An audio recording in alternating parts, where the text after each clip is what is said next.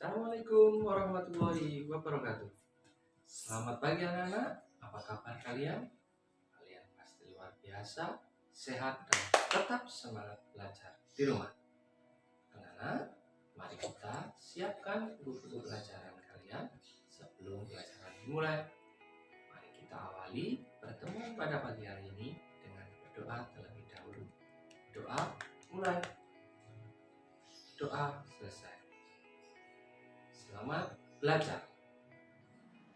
Pembelajaran tema 5, wirausaha.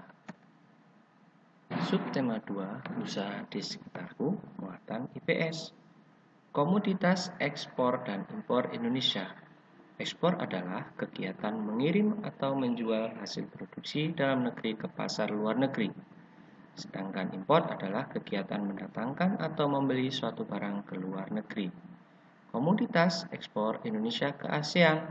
Barang yang diekspor Indonesia ada dua macam, barang migas dan barang non-migas. Barang migas berupa minyak dan gas bumi. Barang non-migas berupa hasil-hasil pertanian, industri tambang, dan sebagainya. Selain itu, Indonesia juga mengekspor jasa seperti TKI, jasa pariwisata, dan jasa penerbangan.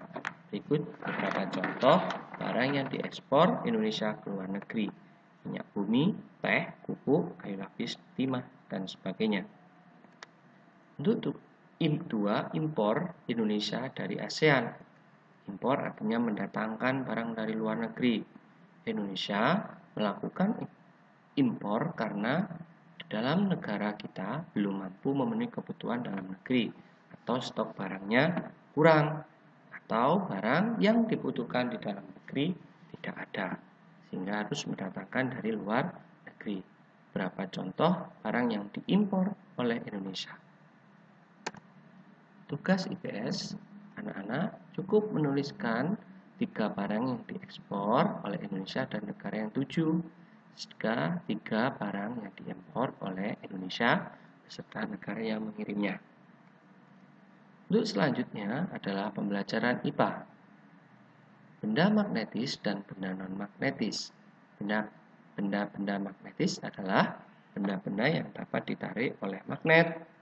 Benda ini biasa terbuat dari besi, baja, dan sebagainya. Sedangkan benda non-magnetis adalah benda yang tidak dapat ditarik oleh magnet. Benda ini banyak terbuat dari non-logam, kayu, kaca, karet, plastik, dan sebagainya. Tapi ada juga benda yang terbuat dari logam, tetapi tidak bisa ditarik oleh magnet. Contohnya aluminium dan tembaga. Berikut contoh benda non-magnetis. Benda non-magnetis contohnya kayu, gunting, apalagi paku, pisau, dan sebagainya. Nah, selain itu, benda-benda non-magnetis antara lain hapus, meja, kayu, kursi, kemudian bola, dan sebagainya. Nah,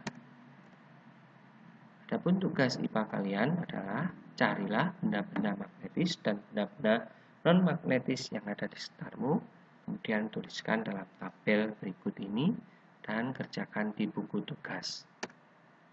Pembelajaran selanjutnya adalah bahasa Indonesia. Menulis daftar riwayat hidup. Daftar riwayat hidup adalah tulisan yang berisi informasi, identitas diri, serta kegiatan yang dilakukannya. Daftar riwayat hidup didasarkan pada fakta yang disajikan dengan sangat rinci. Daftar riwayat hidup seorang akan berbeda dengan daftar riwayat hidup orang lain.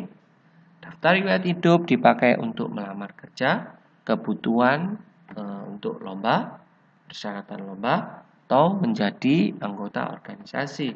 Bagian-bagian penting daftar riwayat hidup antara lain identitas diri, bidang yang diminati, riwayat pendidikan, pengalaman, keterampilan, dan prestasi. Berikut contoh pengisian daftar riwayat hidup dalam bentuk formulir. Nah, ditulis urut dari atas ke bawah. Secara berurutan, ada nama lengkap, kemudian nomor yang dihubungi harus ada, kemudian pendidikan, prestasi, dan kegiatan. Selain itu, ada hal-hal yang harus kamu perhatikan dalam menulis daftar riwayat hidup. Antara lain, identitas diri harus lengkap, dimulai dari nama, usia, tempat, tanggal lahir, serta kontak atau nomor HP yang bisa dihubungi. Kemudian riwayat pendidikan. Berisi riwayat pendidikan mulai dari TK, SD, SMP, SMA, sampai kalian kuliah. Kemudian pengalaman berorganisasi. Pernah ikut organisasi apa saja? Karang Taruna, Pramuka, ikut ekstra apa, komunitas, dan sebagainya. Prestasi yang pernah diraih ini penting. Contohnya juara 1 lomba bola voli, juara 1 lomba sepak bola, dan sebagainya. Kemudian keterampilan atau keahlian yang dimiliki, pandai berbahasa asing, terampil bermain alat musik, punya skill berolahraga, terampil dalam bidang iptek dan teknologi. Nah, itulah hal-hal yang harus kamu perhatikan dalam menulis daftar riwayat hidup. Untuk lebih jelasnya, anak-anak silakan tuliskan daftar riwayat hidupmu dalam tabel-tabel berikut ini. Silakan kamu kerjakan di buku tugas kalian. Terima kasih, semoga bermanfaat. Demikian pembelajaran pada hari ini, anak-anak. Ingat, simak baik-baik video dari awal sampai akhir. Jangan lupa kerjakan tugas sesuai dengan perintahnya ya. Tetap semangat dalam belajar itu. Ingat selalu 3M, masker, jaga jarak, dan cuci tangan setiap saat. Terima kasih dan mengakhiri. Assalamualaikum warahmatullahi wabarakatuh.